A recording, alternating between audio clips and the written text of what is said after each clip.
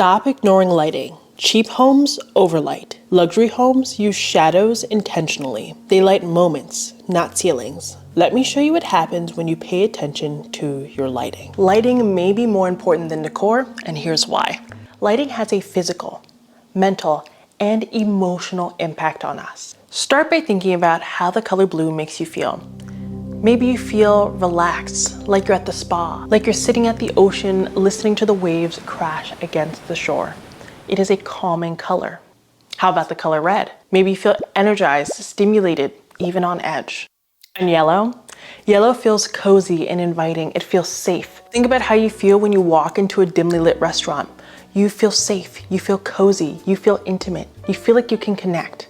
That is intentional, and it all comes down to the lighting. Lighting also serves us in different ways depending upon the color temperature, because light is a spectrum. When we think of really warm lighting around 1000 Kelvin, we think candlelight, we think warm, cozy. That is the ultra warm feel. Then on the other end of the spectrum, around 10,000 Kelvin, we have daylight. It's ultra cool. You think office, hospital, kitchen, areas where we really need to focus. Those two different ends of the spectrum and everything between serves us in different ways, which is why you'll find throughout this video that we're going to use different types of light at different parts of the home. And none of the light is wrong light. It all comes down to where you use it and how it suits your comfort level. Lighting also affects how we perceive a space. It can make a room feel taller, shorter, narrower, wider. It holds so much power. A room that is evenly lit feels expansive. It feels vast. A room that is dark and full of shadows, it might feel small, cramped, enveloping. And not knowing how to strike the balance is where most homes get in trouble.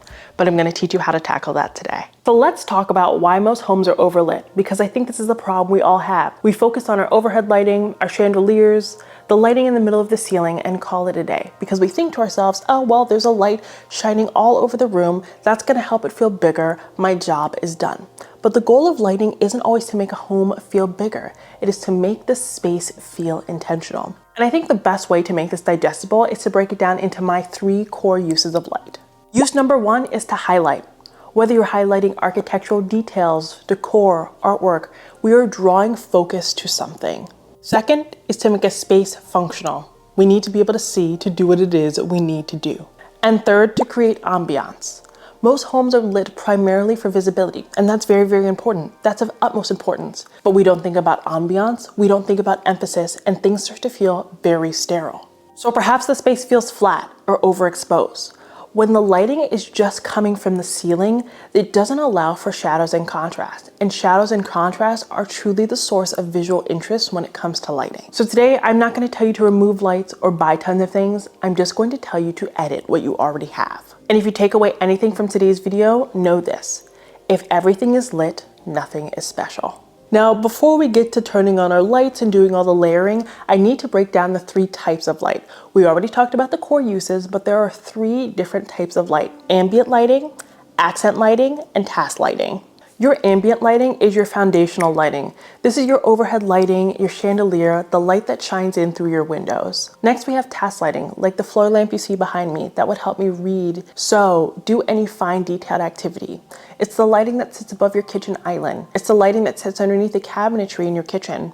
It's the light that sits on the desk in your office. It's the lighting that allows for us to do fine tasks that are very, very important. And if we cannot see appropriately, we might make a mistake. And finally, we have our accent lighting, which is the highlighter. This is a light that you're going to use to draw attention to detail. Whether this is a decorative accent, a piece of art, a plant, a table, a styled vignette, this is the lighting you're going to use to do so. This could be a picture light, a sconce, a night light, track lighting that's angled in your ceiling, an LED light strip, a light bar. There's so many different options. This is where mood is created.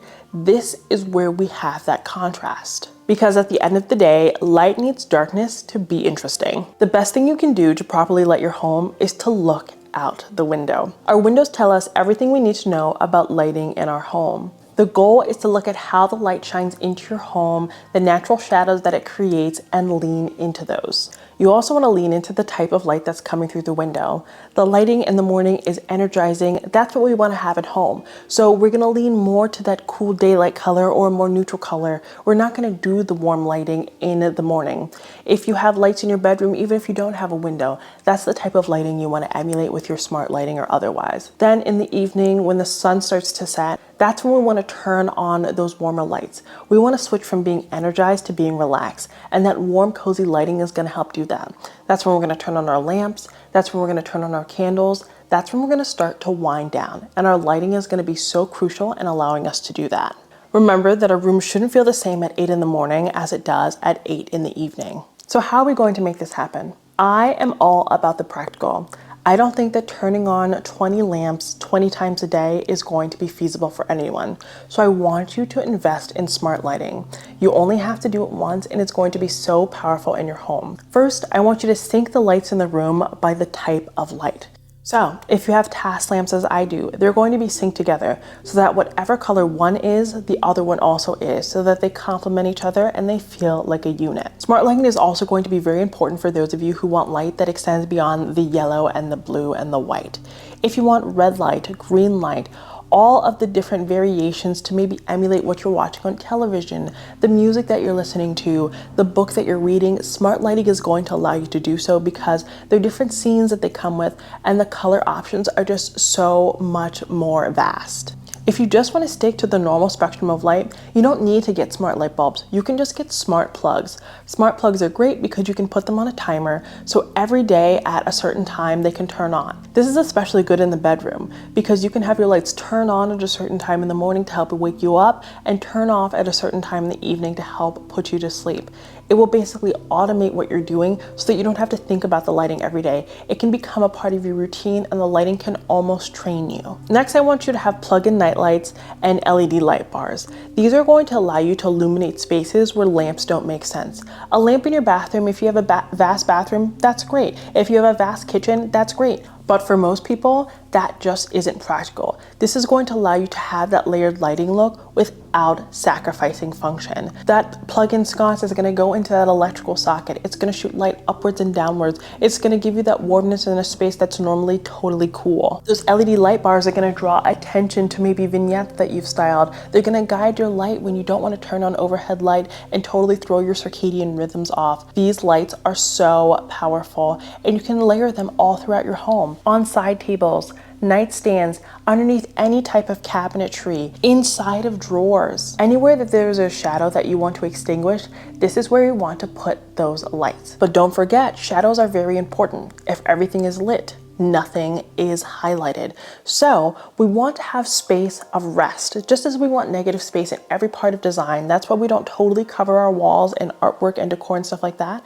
We also want that with our lighting. We want a resting space. This is going to allow you to appreciate what you're looking at. Think about when you're walking down the hallway in a museum. There isn't a vast amount of overhead light. There's some, but we have light highlighting each piece so that you can appreciate them. And then there's space for pause, for you to take a break, for you to digest, for you to be open to something new.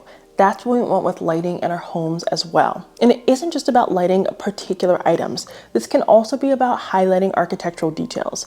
You spend all of that time investing in molding and beautiful craftsmanship. It can be appropriate to highlight those things as well. Maybe you won't use a sconce or something like that, but maybe an LED strip or a puck light will really help do the trick. And I think one of the best tools for making your home look layered, look luxe, is to have non-wired lighting. So whether that be a candle, a battery operated lamp, or USB rechargeable lamp, these are crucial because these are going to allow you to illuminate spaces that otherwise wouldn't have lighting. This is something that many people lack because they just haven't thought about how you can do this practically. Adding a light on your coffee table brings a whole new attention to a space. It's going to foster conversation. It's going to highlight the vignette. It's going to draw your attention to a book. Same thing with the dining table. Think about how much more intimate the meal becomes when you turn off that overhead light and you just have that soft glow. You're able to emulate that experience at that luxe restaurant at home. We're bringing the luxury at home just via the lighting. Candles do the same thing too, but candles literally warm up a space. So you always need to strike a balance between candlelight and other types of light so that the space doesn't become too warm and intolerable. And finally, we need to talk about light positioning because that's everything. Think about how this light feels when it's positioned like this over the arm of the sofa versus back here showing this beautiful tapestry that I have behind me. It's drawing your attention to two different places. So we need to position our lights carefully. We also have to position lights in ways that aren't harmful. If I had this lamp maybe a few inches this way, I would hit my head on it. That's not practical, that's not livable, and you have to move it constantly. Keeping it backlight here, it's still going to provide me with that task lighting. It's still going to create that mood, but I never have to worry about hurting myself. You also need to think about sight lines.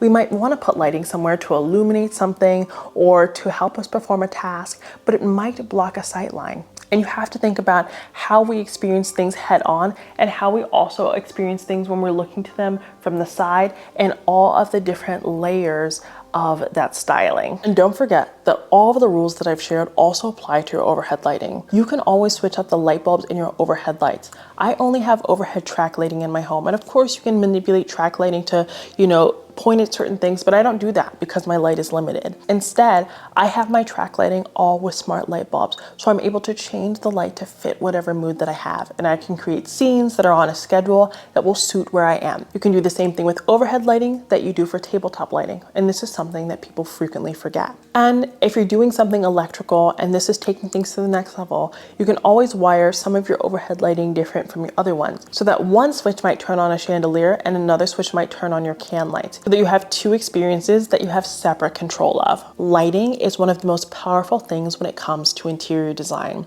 I didn't buy anything new for today's video. These are things that I already had. There's so much more lighting that I could buy and I can add, but it's about creating shadows, contrast, highlighting, and creating a visual experience so that there is interest, not so that everything is evenly lit. And now it's time for you to edit your lighting. And if you enjoyed today's episode of Designing Without Buying, be sure to subscribe for episode 2, where we're talking about texture, because good design expands beyond the visual. Thank you so much for watching today's video, and until next time, have a beautiful day.